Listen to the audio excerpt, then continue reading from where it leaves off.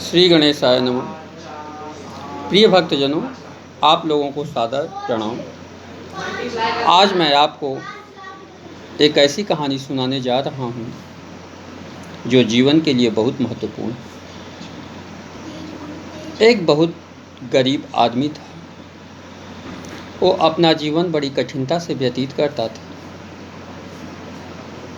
वो पहाड़ के छोटे छोटे पत्थरों को काट काट के मूर्तियाँ बनाता था और शहर ले जाकर के बेचता था। उससे जो कुछ भी पैसा मिलता था वो अपने परिवार का भरण पोषण करता था। कुछ दिनों की बात है, वह टोकरी में रख करके बाजार जा रहा था। रास्ते में उसने देखा कि एक आदमी अपने मकान से निकला, सूट बूट पहन करके, चश्मा लगा करके, टाई पहन करके गाड़ी में बैठ ही रहा था। जब उस गरीब आदमी ने देखा तो भगवान से बोला कि हे प्रभु, काश हमें भी ऐसा ही बना देते तो जीवन में मज़ा आता। भगवान ने उसकी सुन ली और कुछ दिनों के बाद वो गरीब आदमी बहुत बड़ा सेठ बन गया। अब क्या पूछना, वो गाड़ी में बैठ के आता जाता चैन से जीवन व्यतीत करने लगा। उसके जीवन में आनंद आने लगा।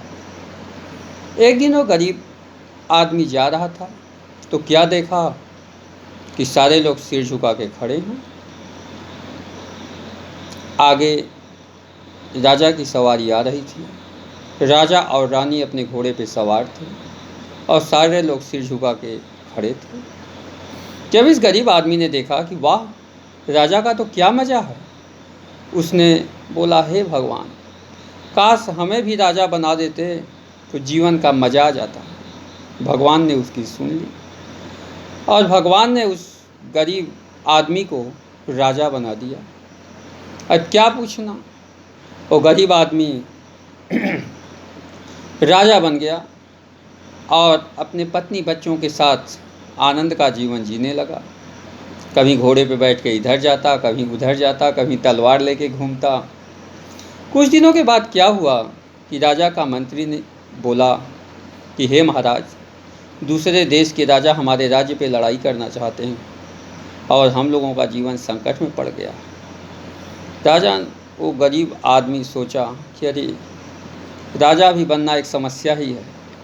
वो जा रहा था, रास्ते में देखा कि सब लोग धूप से व्याकुल होकर के पेड़ के छांव में बैठ रहे हैं। धूप बहुत भयंकर थी।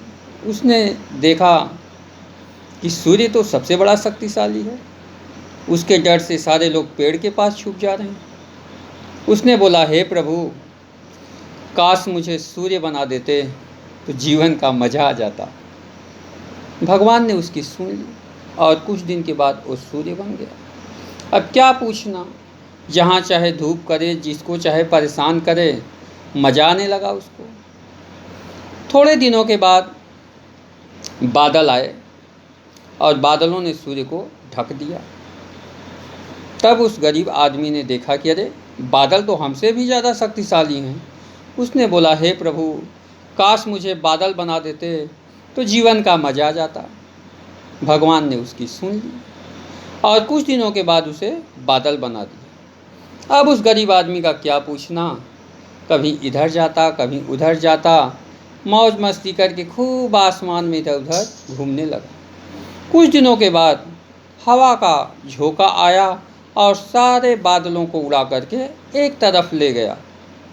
तब उस गरीब आदमी ने सोचा कि अरे, ये हवाएं तो हमसे भी ज़्यादा शक्तिशाली हैं।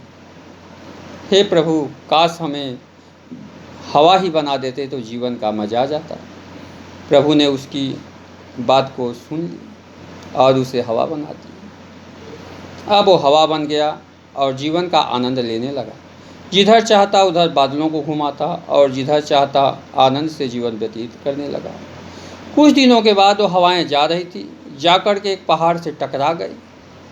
अब हवाएं आगे न बढ़ी। तब उस आदमी ने सोचा हे प्रभु, मुझे पहाड़ ही बना देते तो जीवन का मज़ा आ जाता। भगवान ने उसकी सुन ली और उस गरीब आदमी को पहाड़ बना दिया। अब क्या पूछना, वो गरीब आदमी पहाड़ बन के शांति से बैठा था, सो रहा था। कुछ दिनों के बाद ठक ठक की आवाज़ सुनाई दी। उसने सोचा, कौन है जो हमारे जैसे शक्तिशाली पहाड़ के ऊपर चोट मार रहा है। तो क्या हुआ, उठ करके देखा तो एक गरीब आदमी उस पत्थर को तोड़ करके छोटी छोटी मूर्तियां बना रहा था। उसने बोला, हे प्रभु, मैं जैसा था आप मुझे वैसा ही बना दीजिए, अब मुझे पहाड़ नहीं बनना है। तो भगवान ने लौट कर उसको वहीं मूर्तिकार बना दिया और वो अपने जीवन को व्यतीत करने लगा। यह कहानी हमें यही सीख देती है कि परमात्मा ने हमें जैसा भी बनाया है, जो कुछ भी दिया है, उसमें संतोष करें और भगवान का धन्यवाद करें और अपने जीवन को सफलतापूर्वक आनंद से जीने का प्रयास करें। धन्यवाद मित्रों।